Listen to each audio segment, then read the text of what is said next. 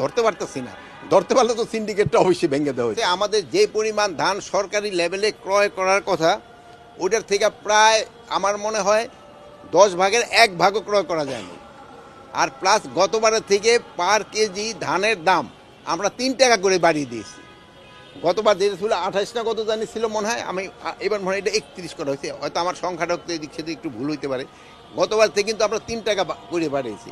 এবং আমরা এবারও ইনস্ট্রাকশন দিয়েছি কৃষকরা ইসের কাছে বিক্রি করুক, কি জানি বলে এই এই যে আমাদের যে গোডাউনের খাদ্য অধিদপ্তরের কাছে। এই জন্য আর এরা অনেক সময় আছে যে আপনারা ওইটা একটু প্রচার করতে পারেন, এরা এদের কাছে যদি বিক্রি করে তবে বেশি লাভবান হবে।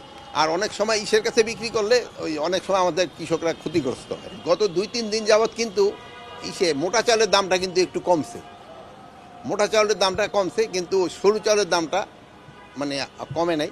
তা আমরা যেই হারে, যেহেতু গত ইসের সময় আউশ এবং আমন দোনোটারই যে জানেন এই বন্যায় কিছুটা ক্ষতিগ্রস্ত হয়েছে। এই সুবিধাটা কিছু সংখ্যক লোক নিতে চাইছে, কিন্তু এই সুবিধাটা তারা নিতে পারবে না, যেহেতু আমাদের প্রচুর ইম্পোর্ট করা হইতেছে। ওই যে ডেফিসিয়েন্সি রয়েছে ওইটা আমরা কভার করে ফেলছি। এখন হলো কি কর্পোরেট ব্যবসায়ীরা হলো এই সাধারণ ব্যবসায়ীরা দায়ী করে, আর সাধারণ ব্যবসায়ীরা কর্পোরেট ব্যবসায়ী করে। এর ভিতরে সাফার করে হলো আমার ভোক্তারা, মানে তারা ভাই ওই তলে তলে তারা মাসাতু ভাই, ওই কি জানে বলে না, এরা একজন ভিতরে মিল আছে।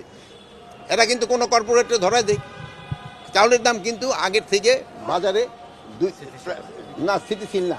মোটা চাউলের দামটা কমছে, কিন্তু সরু চাউলের দামটা কমে নেই। এই জন্য তো আপনারা এই জন্য হলো কি প্রচার করবেন। আমি এদেরও বলছি যে আপনারা তাদের করেন। অনেক সময় কৃষকদেরও যায় না, দুইটা কারণ আছে।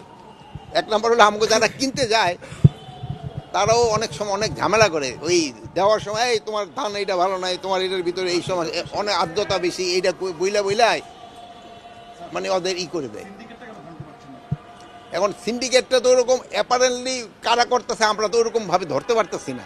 ধরতে পারলে তো সিন্ডিকেট